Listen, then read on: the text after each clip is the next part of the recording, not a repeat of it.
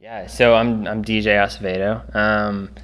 So I went to Abilene Christian University, ACU, is in Texas. So I was born and raised in Texas, and then I graduated from there with an interdisciplinary degree in ministry and psychology, which is a fun story. And then came to California Baptist University in Riverside to get my master's degree in counseling psychology. So, how did you know about CBU? Like all the way from Texas? Oh, Is yeah. that like a well-known school, or how do you No. know? No, so I was my wife is originally from California, Oh, okay. and she graduated about a year ahead of me, and so I was looking at. I was just kind of looking for an excuse to like move closer to her, and it was just kind of a I don't know if you want to call it like a twist of fate or a God thing, but one of the schools that had come up whenever I was looking for counseling psychology degrees was CBU. And it's one of the few schools in the country, or at least it was at the time, that offered LPC and MFT, which is marriage and family therapy and the kind of the more clinical counseling side of things. And it just so happened to be in the same town that I had one aunt and uncle that lived in California. They just so happened to live in Riverside, like down the street from the university. So it just kind of like Worked out. yeah, it worked out great. And actually, whenever I told my girlfriend at the time, but my wife now, when I told her about CBU, she was like, "Oh, my brother goes there." So I was like, "Oh gosh, like who?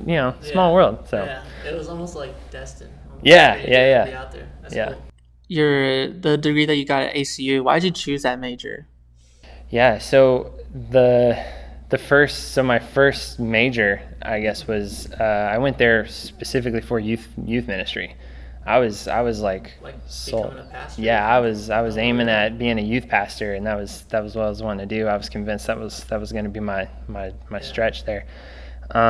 So at the time, looking at universities, ACU has one of the better theology departments, Bible departments in the, at least in the state of Texas. I don't know about the rest of the world, but just short of going to seminary, like I didn't want to go to seminary. That I toured that. That was not a fit for me. So short of going to a school like that and getting the full like college experience, ACU was it. And so picking there just happened to fit with my major, and then kind of as I got into it, I did kind of a taboo thing. I changed majors my senior year. So we can get into it a little later because I know you got another question around it. But just the further I got along into that ministry major, the more I realized like I more valued the one-on-one time, the kind of the counseling side of it, rather than the actual like action in ministry, which coming from a praying family, I know that like wherever we go, that's our ministry, right? That's kind of what we're taught, is like, you're kind of, your witness is seen wherever you go. So it just kind of made the move over to psychology a little easier. And since I had already committed 3 years of my life to university, I didn't feel like staying there for a crazy long amount. I was able to get what's called an interdisciplinary degree, which I don't know quite how it like works out as a major or a minor or whatever, but I basically got all the classes necessary to get me into grad school for counseling for psychology. That's interesting. Yeah. 'Cause I didn't even know they had like, I guess, a program like that. That's cool. Yeah, it's I had to work with both the psych advisor and the Bible department advisor, and then eventually they had to create a whole nother. I wasn't a special person, but they had to create a job for people like me who didn't quite fit in either category, because it's a mishmash of both, right? So I had to go to a completely different class advisor for that, and that was a fun conversation. So That's cool. yeah. So how was your experience at ACU and CBU? ACU was the experience there was. I mean, they're both different, right? Because one was grad school, and then one was undergrad. So my undergrad experience was looking back on it, was super fun. I mean, it was really cool. I'm glad I I guess glad I went, I guess you could say, like, because there's so much growth, there's so much challenge, and then you get to just try stuff. And so I wouldn't have gone there if I wasn't trying to. I was trying to prove that I could hack it at a university level, because at the time my grades weren't fantastic, and there was a lot of people in my ear that wanted me to go to a junior college at first. And there's nothing wrong with that, except that for me it just felt like I've got to prove a point. So going to ACU all 4 years was something that meant a lot to me, but my time there was really valuable, just with the friendships that I made, the people that I met. I met my wife, obviously, so that, it's kind of a bias there. That's cool. And then the other part of it too was just getting to try stuff. So like I was an RA. That was one way that I kind of got to. For one, I got a free dorm room just being an RA, right? Like that was kind of my payment. But then I had some friends that were on the cheerleading squad, and they were looking for a mascot, and I'd always wanted to do that. So I got to be a mascot for my university too, really? That was so cool too. Was it really? Yeah, I basically, my last 2 years of college, I had like a cheer scholarship, which wasn't very big. It only paid for my books, but there's just stuff like that's valuable. That's like experiences that you can only have at a university, right? Like something like that. So you're the Wildcats mascot? Yeah. I'm sure it's fun because did a lot of people know that you're the mascot, or you're kind of just like, yeah, I'll do it, and then you just run out there? Yeah. So like the cardinal rule of mascotting, right, is you don't talk, you don't tell anybody. So I told a few people. Okay. Because it's like, oh, it's like your close friends. Yeah, you're like, oh, you disappeared. Where'd you go? I'm like, I was on the field. So yeah, I told a few people, but for the most part, I hung out with a lot of my classmates as the mascot that didn't know it was me, and that was just fun for me. And then at the grad school level, CBU was my experience there is pretty. I didn't get the full university experience there, because grad school is very different than undergrad. You're the class scheduling is different, the workload is different, and the expectations for life are different as well. So my experience there was really positive, actually, and it was definitely a place that. If it weren't for not having a football program, I might have chosen to go there, because I'm just a huge football fan. But, it was kind of one of those places, as a grad student, I'm like, oh man, I would have considered this place as an undergrad student. This place is cool. Yeah, it's out in California. It's, the kind of the vibe of the whole place seemed cool, and I liked a lot of the professors that I ran into. At CBU. Yeah, so. So I mean, that was just my limited experience with it, but that was kind of my experience with it. Not much to say, because graduate program, you're not really on campus a lot, right? Yeah, I'm only on campus when I'm for class. For class, and that's it. Which was funny, because I did ask about when's baseball and basketball, what's all those schedules like, and I didn't get to go to that kind of stuff like I thought I was gonna get to. So it was just a little different. At the time, were you guys D1? They were were they D3 about to be D2? Oh, okay. I think is where. I could have sworn you guys were transitioning, and then I feel like basketball got really big over there. Yeah, it did. Yeah, it did. I have one question about ACU. Yeah. Can you tell me about there's this nice little architecture piece. Is it called the Field of Jacob, or the Field of Jacob's Dreams? Yeah, Jacob's Dream. Yeah, what is that? I get chills just thinking about it. Even just the way it's all structured, it's there's it almost seems rubble, in outside in the middle of the field, and people are sitting and just stuff like that from the pictures I've seen. But I want to know. Yeah, it's funny that you asked me about that. Yeah. It's an art piece, sculpture piece, and ACU has a lot of those kind of scattered around campus. And what's interesting about all of those pieces is that they're set up to be not just appreciated for art, but also a place for, we would have class out there sometimes, or you could kind of go out there for quiet time if you wanted to. So just to kind of get away, or kind of meditate or pray or whatever. Yeah. And there's even a little fountain in there. So there's photos floating around of students actually getting baptized in the fountain area. and it was they commissioned it. It's obviously a big point, especially when you're touring the university. They show you that because people gravitate towards it. So that's just kind of one of the. It was one sculpture on campus, but it's out front, and it looks beautiful, obviously, and it just kind of grabs you when you're there. So, was that like a place that students could like work on stuff, or was it mainly just like a peaceful place where people sit there for 15 minutes and leave? Yeah, it was kind of whatever you needed it to be, because I remember sitting out there with friends and just kind of like shooting the breeze, because it's quiet enough out there to kind of have a real conversation and not feel like you're surrounded by people. Cool.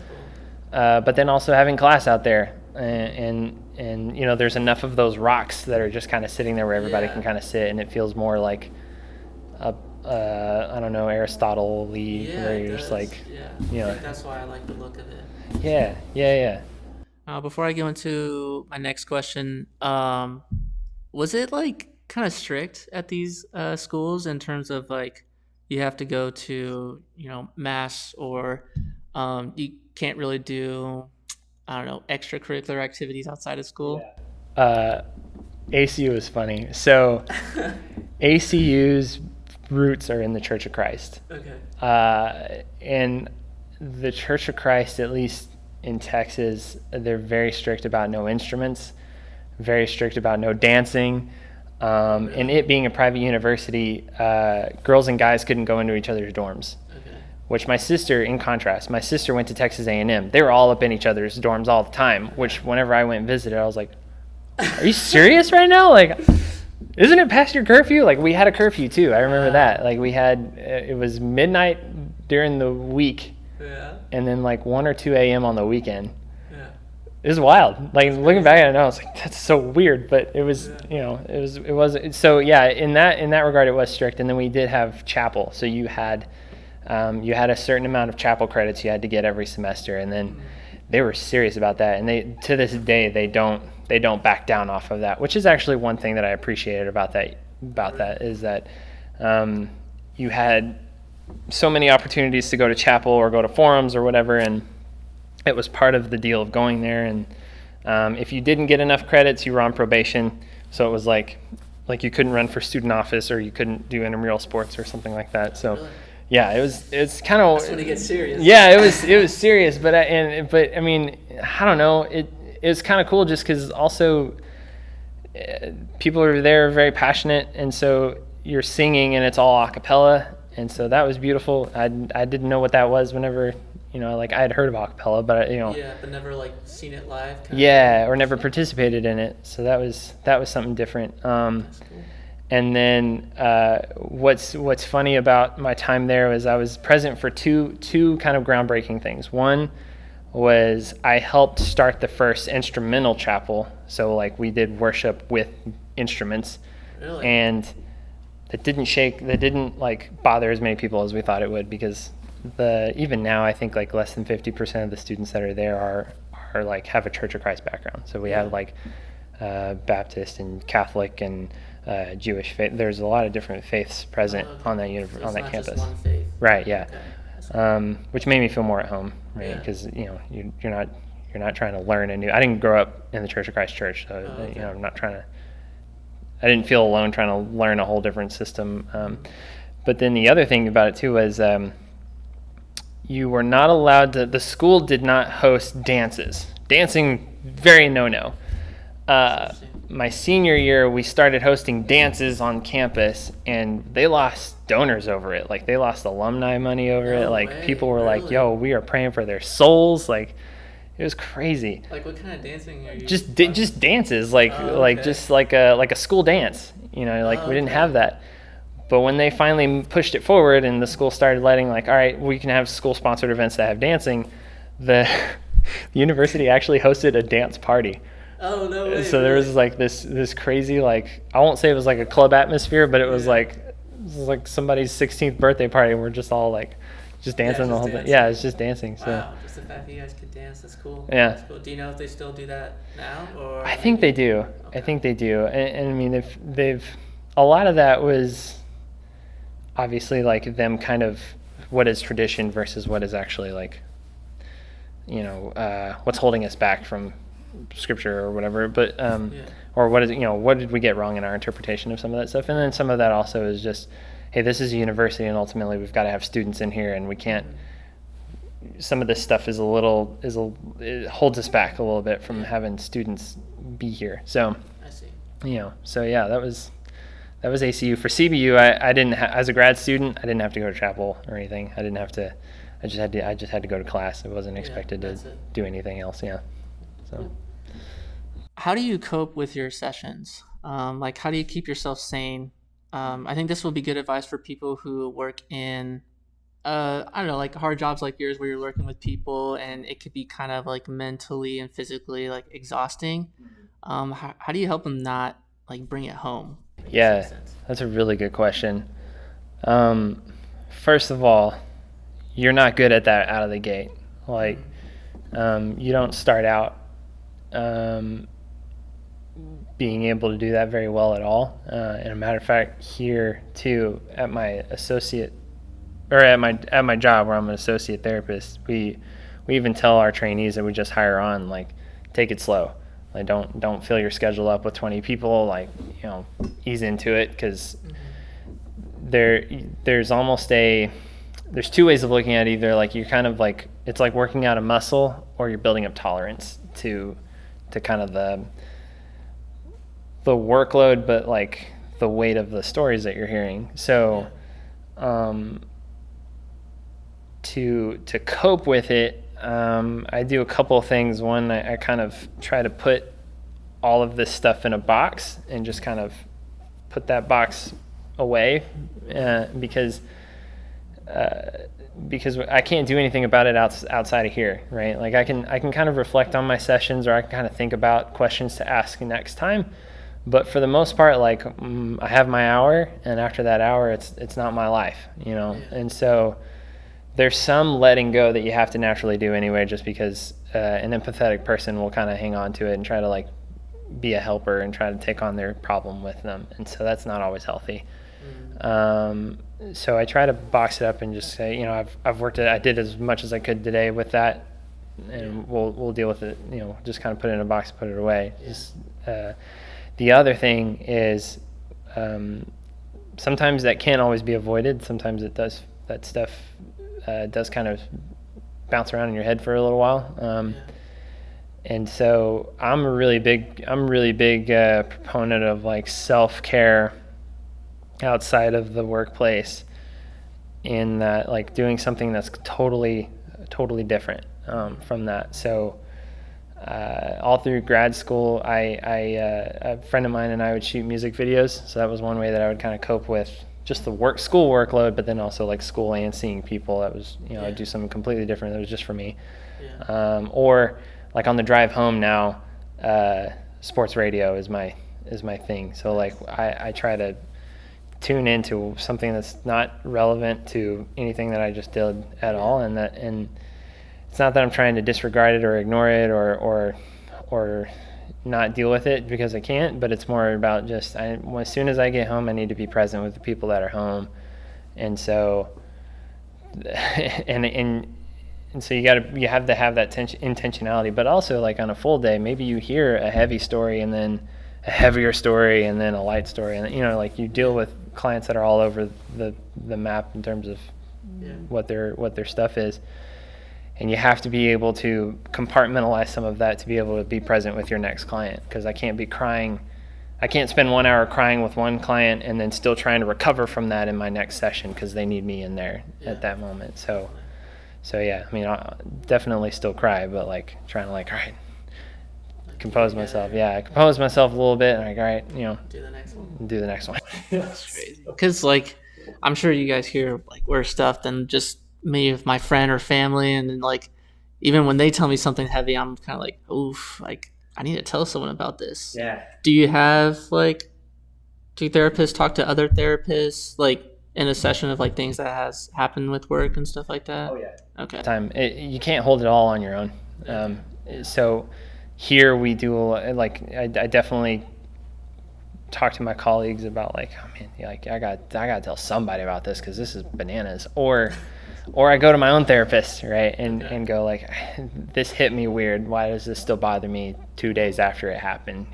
And so that's another way of self-care, is just kind of not carrying it by myself, but then also just, if it really nags at me, then I need to deal with that, and maybe that's something I need to reflect on. So. Yeah. I think that kind of goes into one of my other questions, is like, what are some things that you dislike when people find out that you're a therapist? Like, do people think that you have this like metal around your head that you can't have things like get to you, or some kind of Yoda or something like that? Like, yeah. Tell me about that. Definitely the Yoda thing. The like, I've more than a handful of times have I told people like what I do for a living, and they go, oh, so you're like analyzing everything I'm doing right now, you're like, no, like that's exhausting, first of all, like, yeah. No, I don't want anything to do with what's going on in your head, or they kind of freak out and shut down and just like they just won't talk to me because either the assumption is like I can read their minds all of a sudden, or those scenes in those movies where it's like, oh, how do you feel about that? And like, oh, right, because I have issues with my mom, or and they like overshare and go, you probably think that, right? And you're like, just asking how your day was, just like that was all that was. No harm, not trying to yeah. Or like my wife watches murder documentaries, and so she'll go like, well, why did they do that? Like, I have no idea. Like, it's that they're crazy. I don't know. Like, I don't, so it kind of goes both ways. Like, either they kind of think I'm reading them all the time, or it's like I should know the answer to every reason that a person does something.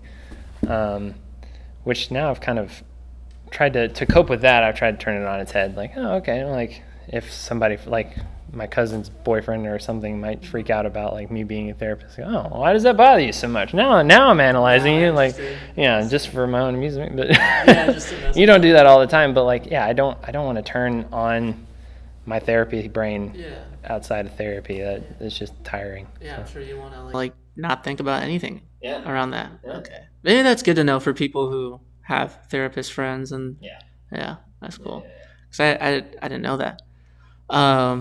So is the word anxiety overused? Ooh, that's a good question. I think it depends on the context. Definitely anxiety has kind of found its way more in pop psychology, or kind of like more pop psychology. Yeah, just kind of like mainstream psychology. Just armchair psychology. Just like you have somebody that just goes, it's because they're a narcissist, and you're like, it's not because they're just being selfish. But I guess you're just using that word for something else, Yeah. But it's found its way into some common vernacular, which is, it's fine, I guess. It's usually I know, or I try to investigate, like, what do you mean by anxiety? And do you actually just mean nervousness? Or do you just mean that, like, oh, I got nervous, or I got, like scared, or, and so it's starting to be used. I can see where it gets used interchangeably with other words that are probably more appropriate, but it, at the same time, it opens up the conversation for like, what is anxiety, and am I dealing with that? Yeah. So it's kind of both, and I think it depends on the context, but I could definitely see where it's like almost used a little too freely, to where it kind of messes up the definition of it. Yeah, because it's like, I see it so much in my like just Instagram stories and LinkedIn posts. It's just like anxiety. The word anxiety is, I almost see it as just like a marketing word, honestly. It's kind of turned into a buzzword. Yeah. So I don't know. I just feel like that's, I don't know. And the thing with that too is there's so many, like, people have figured out really fast that like self-help stuff sells, like, and so like I've told people before, like, if you're going to Instagram or Facebook for your like therapy, or to like get these like nice little one-liners, like if you read them, you go, oh, those are helpful. If I read them, I'm like, there's a lot of problems with just boiling it down to that, because then it turns into, oh, it's just that I'm anxious, not that I'm something else, where the deeper root of that issue could be there. So self-help on Instagram is that's a problem. Yeah, It's really. like some of it's helpful, but Yeah. also a lot of it is just It's just a product. yeah, somebody Googling something and it sounds good, or they quote somebody else, or they misquote somebody else. You know, just it's like going to it's you're talking to somebody who knows either just a little bit more than you, or you're liking something that somebody looked up, or that knows just a little bit more, or they read some blogs and now they think they're geniuses at it, right? Which Yeah. so there's a lot of different ways that it can go wrong, which is why I always tell people, like, don't do that. Don't do that. I guess do you know a definition of anxiety or being anxious? Yeah. Like, what does that even mean? So anxiety's it's bigger than nervousness, right? Okay. So anxiety is usually a fear associated with anxiety, and typically it's fear of the unknown. So with anxiety, there's that fear, there's unknown factors that you can't control, but then there's also some physiological aspects to it where it's like either there's like feelings of dread, or your body kind of has a natural reaction to a threat. So like that fight or flight response where it's like my body's getting ready for me to like take off down an alleyway for some reason, or since there's no perceived threat, that's where an anxiety attack can come in. It's like your body says you're being threatened, but like your mind says you're not. Like there's nothing in front of you. There's not a wolf in front of you or something. So anxiety is deeper than feeling overwhelmed. Okay. Yeah, it's bigger than that. So anxiety is the fear of the unknown. It's those feelings of, I guess, similar to nervousness, but nervous is something where you're worried about something that you know is coming up. Yeah. Okay, Yeah. so those are like kind of the two big differences. Yeah. Okay. So like a great example of nervousness is like I'm on the front row of this roller coaster and we're about to go downhill really fast. I'm nervous about that. An example of anxiety is like, oh my gosh, what if this same roller coaster flies off and then I die, and then what's going to happen to everybody? Like you kind of takes it off into a crazy place. Yeah. So. Yeah. So DJ, can you please explain your media business or your YouTube channel? Yeah. So, talking about like earlier, kind of a way of cope, right, was doing something completely different from my normal day job, right? So, that's kind of where the media company came in. So, in my time here in California, because I've lived here like 7 or so years now. So I met some friends along the way that are really creative and really good at what they do, and that was kind of one of the other draws of moving to California, was to be able to pursue creativity as a part of my career at some level, and throughout my entire grad school experience, and then even like in my professional experience as well, I'm trying to find ways to like meld those two things together, because I really love counseling. I like doing that, but there's also something inside of me that just knows I can't do one career or just one job for the rest of my life. Like I want to have my hands in a couple of different things. So my friend John and I got a team together, and we started this company called Executive Brand Growth, which is kind of, looking back on it now, it's hard to imagine how we didn't see this kind of becoming a thing. But for us, it was always we wanted to do something together, build a business somehow together, and that's always been kind of a where I saw myself working, because I feel much more comfortable building a business rather than interviewing for something else. I don't know what it is about it. It's just like I want to be the one to kind of set that standard rather than somebody else. I don't know. I get it. It's like kind of like a founding father thing. You're also establishing something, and then hopefully it just runs on its own after you leave it. Yeah, exactly. And so what we do is personal branding, and we target, or what we work with specifically is CEOs, executives, entrepreneurs, go-getters, do or die, like people that want to build an influence, that are more focused on kind of telling their company story or telling their story. We help them we help the strategy. So we help them strategize how to tell that story, but then we also implement and help them create that story. So it's not just about like, how do I get 10,000 likes on my Instagram video or my YouTube video? It's about how do I tell a story, and also how do I get those eyes on that story so that way I can create an impact. And that's what we're after. And so that's kind of like the philosophy of executive brand growth.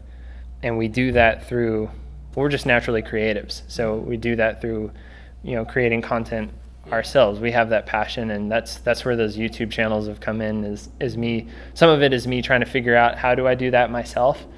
But then also just some exploration on what that looks like, and if it brings value to people, is it something that people are going to respond to, and so that's kind of been that whole journey.